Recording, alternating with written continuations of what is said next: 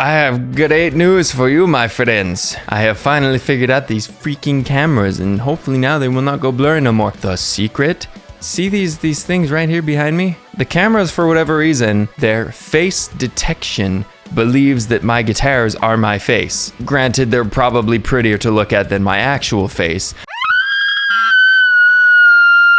However, they're not the things that speak. So I've put them further behind me, which means the camera falls out of focus and it no longer gets confused, even though, look at this brand new guitar I just got. Look at this beaut.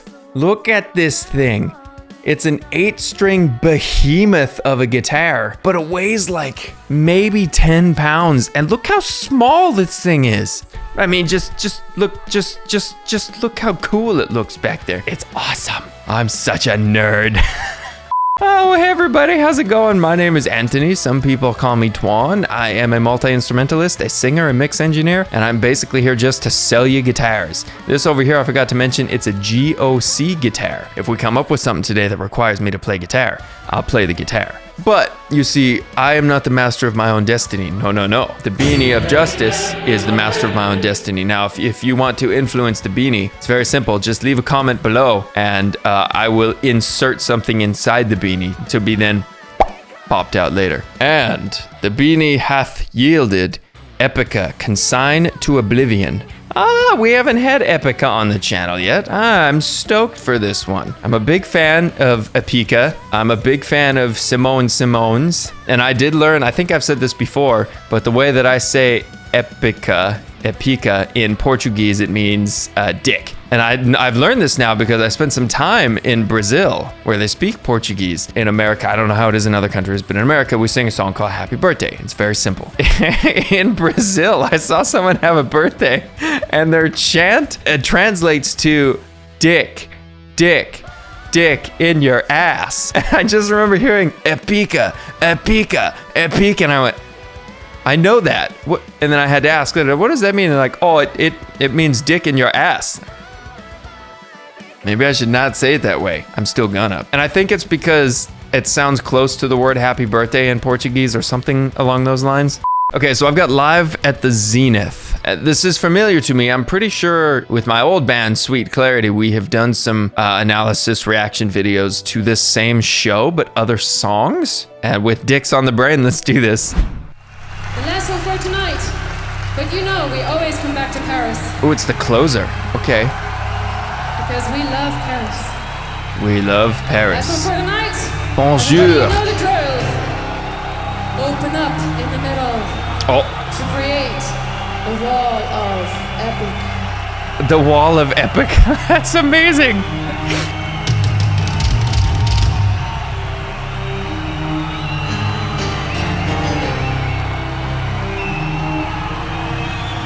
This is already just awesome. This is so cool.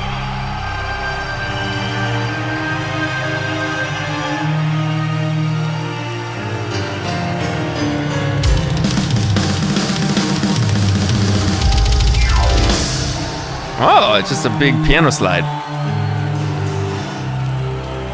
Oh yeah, that looks good. Later on, I'll count down from 3 before we go, alright? First, hold! Hold!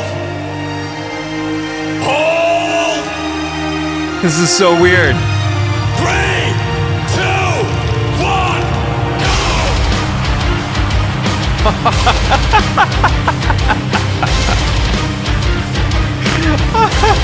That's amazing. I didn't think they would do walls of death in like symphonic metal like this, but I stand corrected.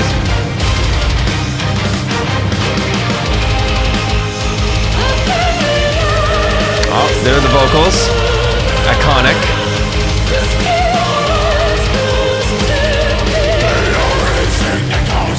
There are the other ones.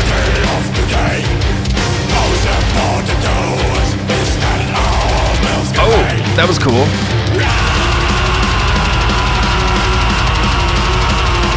What is happening?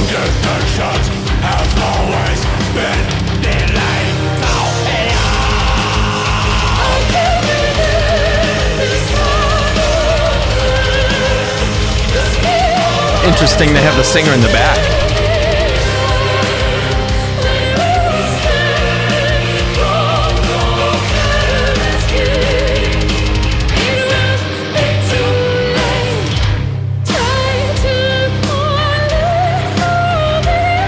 Wow, this song is interesting.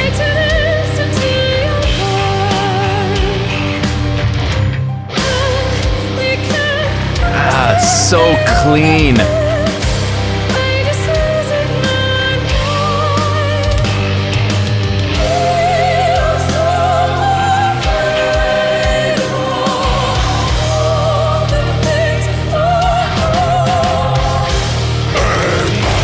There it is. These lights are interesting. They keep going down during the big parts. Oh, now they're back.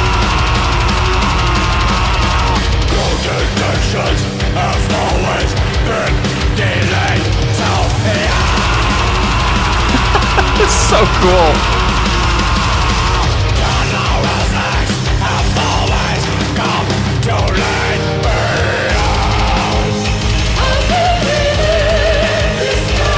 This is a very good choice for a closing song.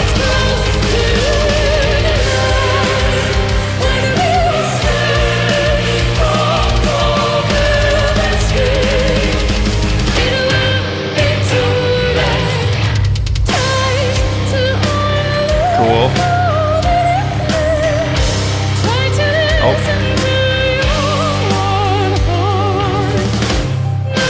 Yeah. Oh, that's so nice. I love that.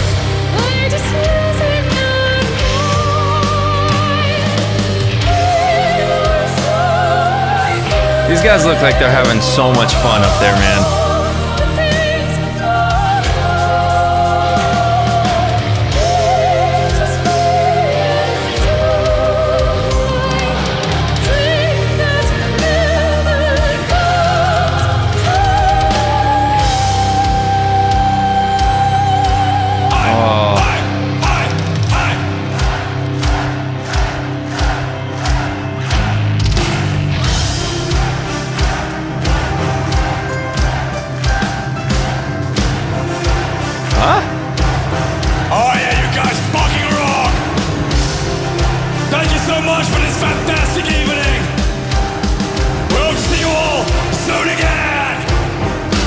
That brass section is so good.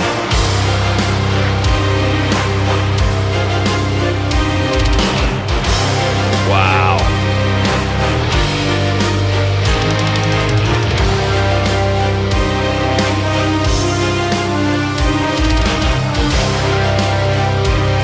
So epic. Key change.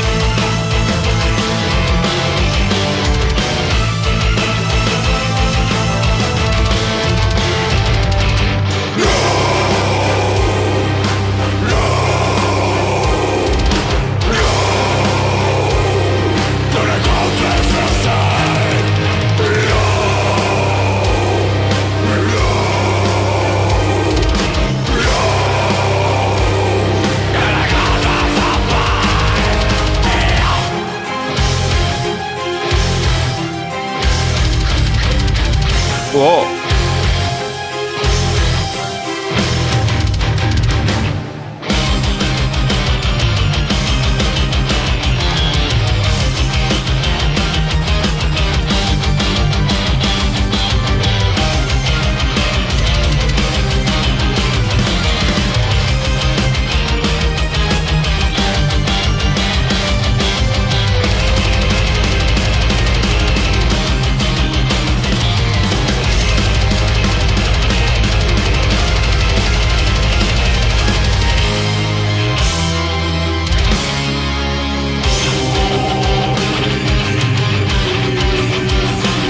This is so interesting.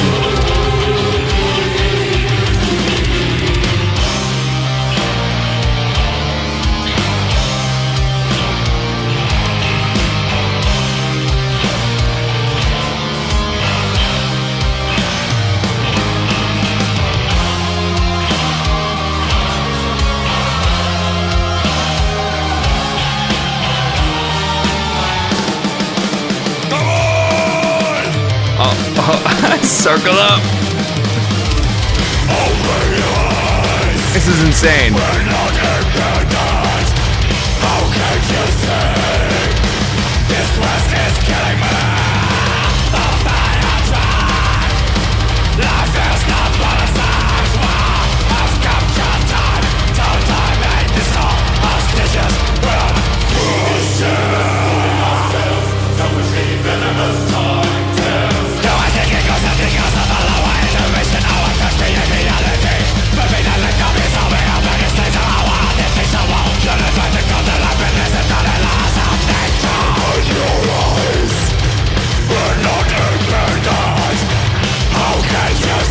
Holy moly.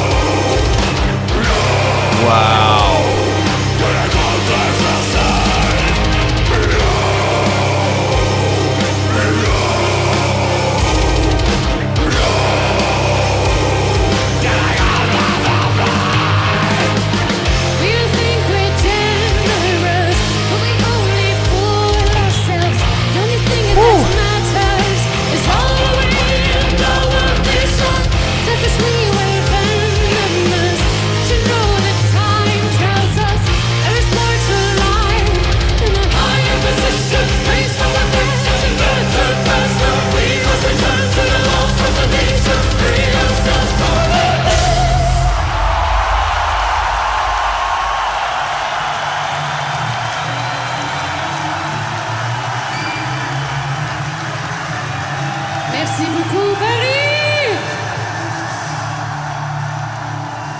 Holy shit. Whoa,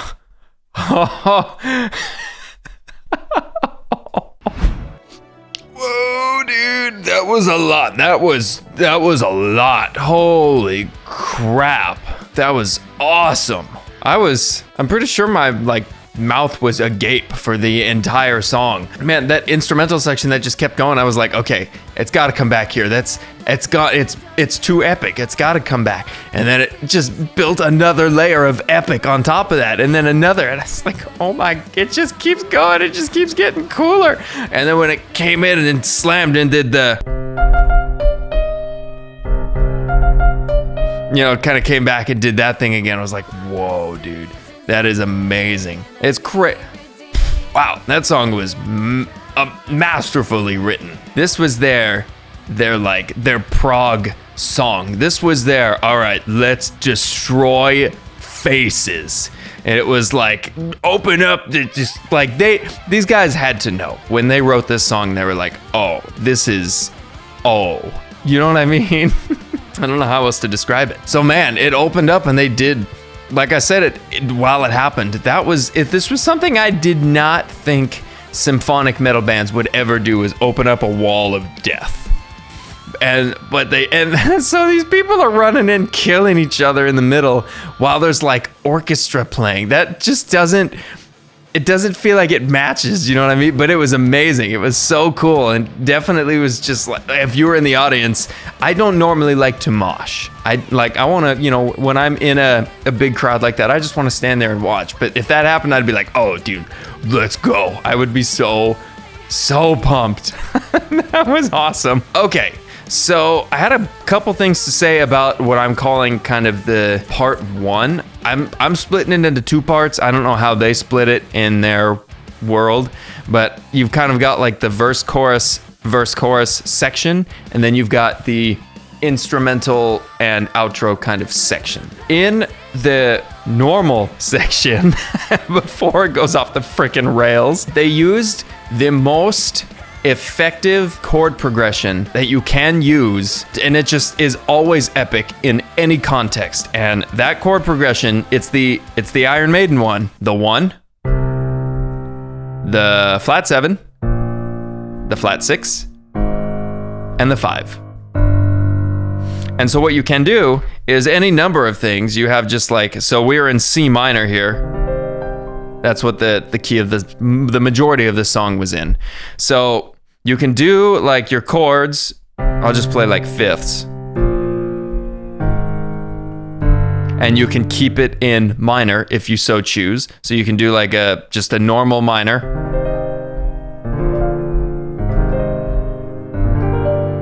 And it sounds nice. And then over that, you can literally, this works so well because you can play pretty much any melody in kind of the upper register, whether that be a vocal melody or guitar melody, a string, symphony melody, whatever you want to do. And it will always work as long as it's diatonic. I'm just going to wing something, so check this out.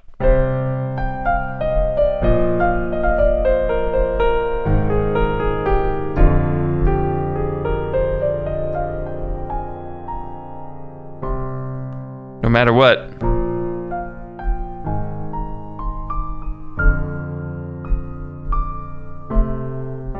Oops, sorry. It will work. It will work every time. And I was just noodling. You do whatever you want, and it will always work. Now, the other thing that's cool, here's what's cool about that. You can take this and make it natural minor for the first part. So you can do just like a...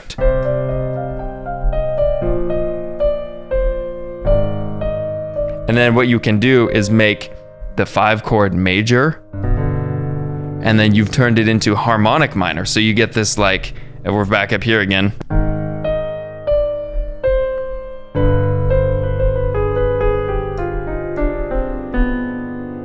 And then back, which is what they did there. So they keep everything, in a natural minor key.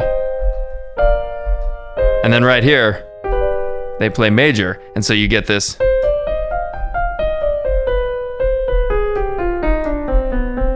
And it's just always fun. It always sounds so interesting, And that was just kind of one of the bigger things that I noticed. So good. All right, so, man, what else can I say? They were doing, like, I attribute this to, not that this is, okay, so I'm going to use terms that I'm not associating with this song in particular. That is a disclaimer for all you angry keyboard warrior haters out there.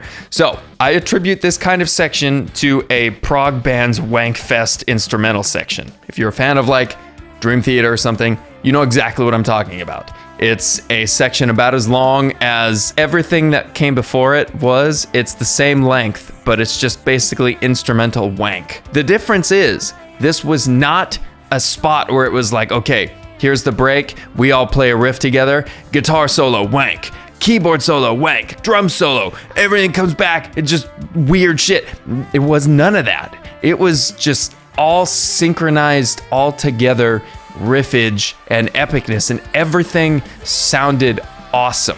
That's another difference between like the prog wankfests and this instrumental section. You take like Dream Theater's Octavarium, for example. I'm using Dream Theater a lot because they're my favorite band, one of my favorite bands of all time. In the Octavarium section, they just have a huge giant wank in the middle, and a lot of it is really cool. I love it quite a bit, and I've learned to love it more as I get more mature. But there are a couple sections in there that sound weird. They sound strange, and just played on their own, they're weird. This song did not have any of that. This is the point that I'm trying to make, is every single section of this served a purpose more than, okay, let's get proggy and wank off. It was more of like, all right, this section is gonna build, or this, this is the part where we kind of, let's do something, with some funny meters in here, but keep everything, kind of catchy and diatonic. Or the next part was, okay, here's the build up where, we need to kind of just keep things chugging and let the strings kind of do some stuff, and we'll keep the groove rolling, and you can tell those spots because the freaking keyboard player just started running across the stage. He's just like, all right, woo, and he left his keyboard spinning and he just took off and came back. That was so cool. And that's kind of when I just started to notice, like, man, these guys are just having the time of their freaking lives. You know what I mean? And you can feel it too. While the song is composed amazingly and performed amazingly and all that good stuff, just the fact that they're just all, number one, they're firing on all cylinders. They're so freaking tight and so freaking good, and everything is just meshing super nicely. At the same time, they're all just having a good time, man. And it comes across like there's a specific energy that this song, or probably this whole show, has, and you can feel it. I said this during that Nightwish 2013 Vakken song, but like it's one of those shows where everything is just perfect, and it all comes together in such a cohesive way, and it's all elevated to a completely new level. It just like transcends normal people. This is like one of those legendary things that people still come back to years and years later, which is crazy, especially these days with the staying power of stuff being a matter of days. And so for this thing to, be referenced years and years later, not years and years, but years later, it's epic. That's so good. And just again, to kind of lend to the fact that everybody was having such a good time, during the big screamy part, the singer would just like hold her mic up to the keyboard player and he'd just yell. It was so cool. It was so cool. And the flames and the lights and everything accenting all the parts, just everything was so good. And it was 10 minutes, so there was just so much to say, and I didn't cover nearly everything that I wanted to. I had to talk about that chord progression though, because I thought it was kind of interesting. No guitar solo, which in my sweet guitar player soul makes me sad, but at the same time, didn't need one. It was riffing and it was going hard, and that's all we needed. The strings, I thought. Last thing, I thought the not just the strings, but the orchestra in general, this was, I think, the best use of orchestra, one of the best uses of orchestra that I have ever seen. These strings and the brass, there was a part when it was brass doing stuff over like a break that was so good. The orchestra really made this song elevated to something completely different. I mean, I've seen a ton of songs with orchestra in it at this point, and they're always really cool, but there was just something about the composition of the orchestra in this song that really stuck out to me as super effective in communicating the vibes and the feelings, the tonality of this song. I don't really know what it was other than just to say I really liked the melodic choices, and I think that was a big part of it too. But even so, the timbre and the tone of the strings and the intensity of some of that stuff, and when that brass came in on its own and had those big notes underneath that break, super effective. So just this is insane. This was insane. Hey y'all, it's editing Ponytail Twan here.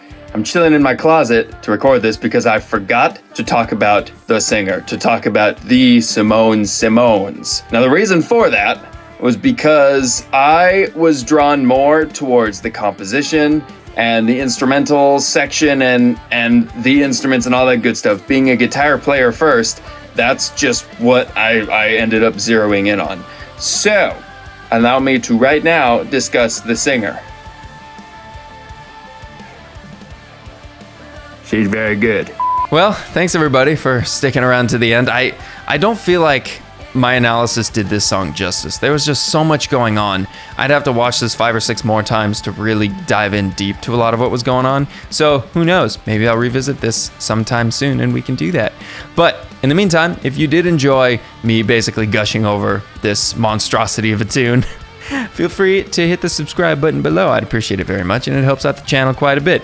I sing in 2 bands, play guitar in a third. All the info is in the description below. And here on this channel, I like to do kind of my own like one-man band kind of covers while I play all the instruments and mix and master and do the video and do everything. Just me here in this space, just all by my lonesome, because it's what I like to do. So if you subscribe for that and stick around for that, I'd appreciate that even more, because that shit takes lots of time, believe it or not. Oh man. All right. Well, thanks again, everybody. I appreciate it. And as always, get out.